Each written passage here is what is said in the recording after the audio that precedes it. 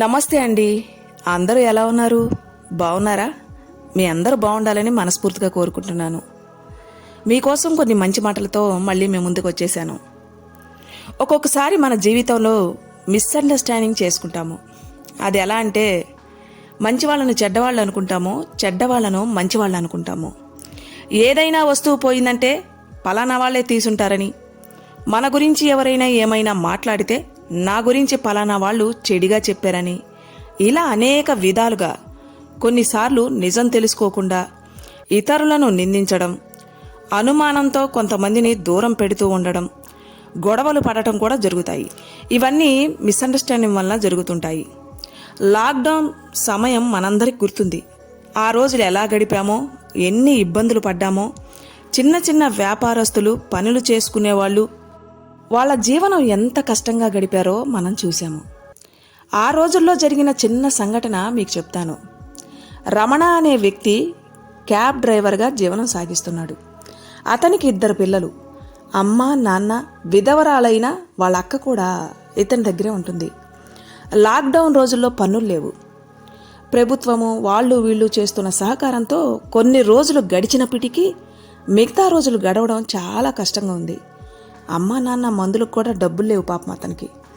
డబ్బు సహాయం కోసం ఫ్రెండ్స్ను, బంధువులను అడిగి చూశాడు. కానీ ఎక్కడా డబ్బు దొరకట్లేదు. అతను చాలా బాధల్లో ఉన్నాడు. ఒక ఫోన్ కాల్ అతనికి వచ్చింది. బ్రదర్, మీ బ్యాంక్ అకౌంట్ నంబర్ చెప్పండి, అందులో కొంత క్యాష్ పంపుతాను అని అనగానే ఈ క్యాబ్ డ్రైవర్ అయిన రమణ అడుగుతాడు, అన్నా మీరెవరు?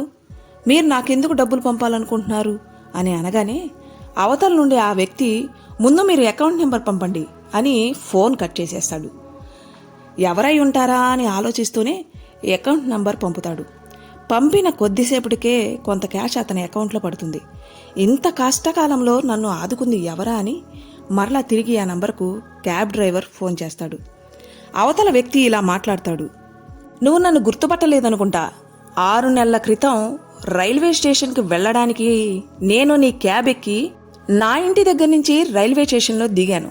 ప్లాట్ఫామ్ దగ్గరికి వెళ్ళాక నా ఫోన్ కనపడలేదు. నేను చాలా కంగారు పడి వెంటనే పరిగెత్తుకొని వచ్చి చూస్తే నీ క్యాబ్ నాకు కనపడలేదు. అక్కడున్న క్యాబ్ డ్రైవర్లందరి మొహాలు చూశా, అక్కడేమన్నా ఉంటావేమోనని. కనబడలేదు. ఫోన్ కాస్ట్ చిన్నదే కానీ దాని విలువైన డాక్యుమెంట్స్, కాంటాక్ట్ నెంబర్సు, ఫోటోసు అన్నీ అందులోనే ఉన్నాయి.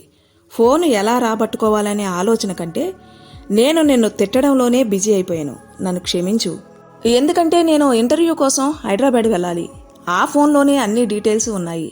కాంటాక్ట్ నెంబర్సు, కంపెనీ అడ్రస్సు అన్నీ అందులోనే ఉన్నాయి. చివరికి చేసేదేమీ లేక దారంతా నేను తిట్టుకుంటూ ఇంటికి తిరిగి వచ్చాను.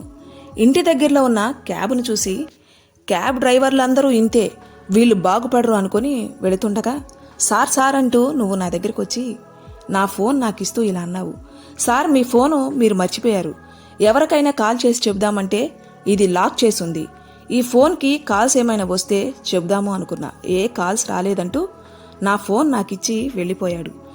అప్పుడు నాకు కలిగిన సంతోషం కంటే నిన్ను అనవసరంగా మిస్అండర్స్టాండింగ్ చేసుకొని నిందించాను, తిట్టాను అనే బాధ నాకు చాలా ఎక్కువగా కలిగింది. ఫోన్ నాకు తిరిగి ఇచ్చిన తర్వాత నాకు అనిపించింది, ఈ సమాజంలో మానవత్వం ఇంకా మిగిలే ఉంది. ఎవరిని నిజం తెలుసుకోకుండా నిందించకూడదు, విషయం తెలుసుకోకుండా వాదించకూడదు, నోరు జారకూడదు అనుకున్నా. ఈ సమయంలో నువ్వు చాలా ఇబ్బందుల్లో ఉంటావనుకున్నా. అందుకే నేను సేవ్ చేసుకున్న నీ ఫోన్ నంబర్కు కాల్ చేశాను. నువ్వు ఆ రోజు చేసిన సహాయం నీకు చిన్నదై ఉండొచ్చు కానీ నా జీవితానికి చాలా విలువైనది. అందుకు ఆ క్యాబ్ డ్రైవరు ఇలా అంటాడు, మీరు మాట్లాడిన మాటలు విన్న తర్వాత నాకు ఒక విషయం అర్థమైంది. ఇతరులకు మనం ఏం చేసినా ఆ సహాయం ఎప్పటికీ వృధా కాదు. మనం ఇతరులకు మంచి చేస్తే మనకు మంచే జరుగుతుంది.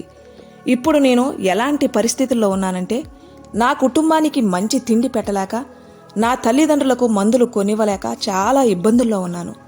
ఈ పరిస్థితుల్లో మీ నుండి వచ్చిన సహాయం నాకు చాలా విలువైనదంటూ కన్నీళ్లు పెట్టుకుంటాడు ఆ క్యాబ్ డ్రైవరు.